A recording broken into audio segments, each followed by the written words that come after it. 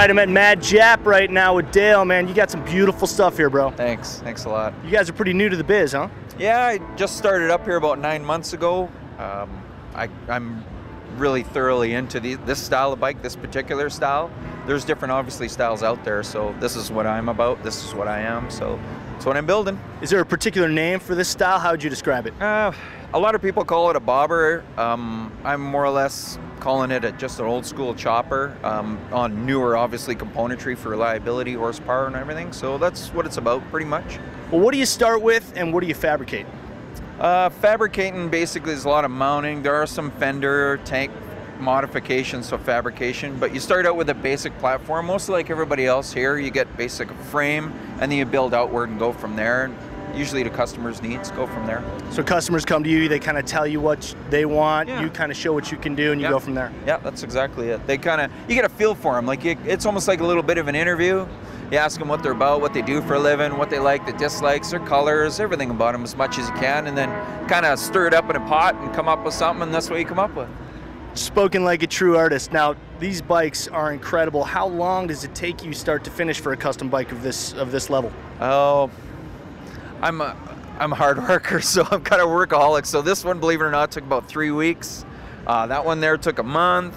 They usually take about 2 to 3 weeks. I'm hard at her. I like get after it, get her done. So starting from scratch, you can create a bike like this in only 2 or 3 weeks? 2 or 3 weeks, yeah. Paint, everything. I do my own paint.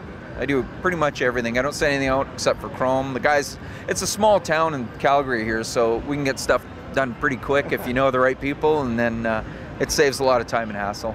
Well, you got some beautiful stuff, man. Tell us about the paint, because that's really what makes each one of these bikes stand out, are the particular paint jobs. Take us through your process. Paint, I'm partial to the big candies. Back in the 60s, I used lacquer, and it was the candies back then, a lot of heavy metal flake for the big eye popping, and that's what I love. I love the big attention towards the paint and the details. So, like I said, the heavy metal flake, the crazy colors, greens, the purples, the oranges, I mean, candy's where it's at as far as I'm concerned. I mean, nothing beats a heavy metallic eye-popping candy.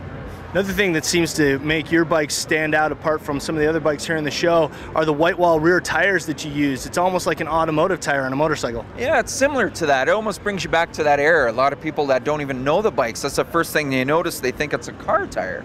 Like, is that a car tire? And no, it's not a car. It's a replica of a Goodyear tire back in the old 40s and 50s and 60s. And you kind of put it into this era, and it kind of makes it a little bit different. I'm not doing anything I don't think that's really new. I'm just bringing back some of the old and putting my little spin on it, I guess, and we go from there. Well, that's really the thing. You're putting Wade's spin on it, and that really makes it separate from any other bikes. Yeah. Another thing, that you like to use the spoked wheels a lot, and it really goes with this kind of style of bike. Is that obviously intentional? Yeah, it's kind of the theme. Like, I mean, there's so much different stuff out there. So you keep it simple. Everybody likes spokes. You can't go wrong. I mean, they're nice, they're shiny, they twist. I mean, less spokes for me are the better too. Too many spokes gets a little too futuristic looking, like you're trying to do something. So 40 spoke wheels, chrome, skinny front, skinny rear. That's where it's at for me. And you do bicycles as well?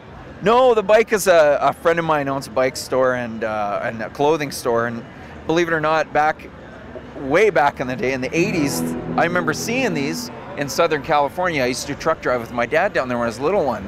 And we used to see these out there. And guys would modify those. And when I saw that those were in production, I'm like, gotta have one of those. So I went and bought one, of course, all chrome. It definitely goes with the overall theme. Now, not everybody watching this is gonna be based in Calgary, so how do we find you? Calgary, you can look me up online at www.madjapcustoms.com. Madjap Customs, how it's spelled, customs with a K.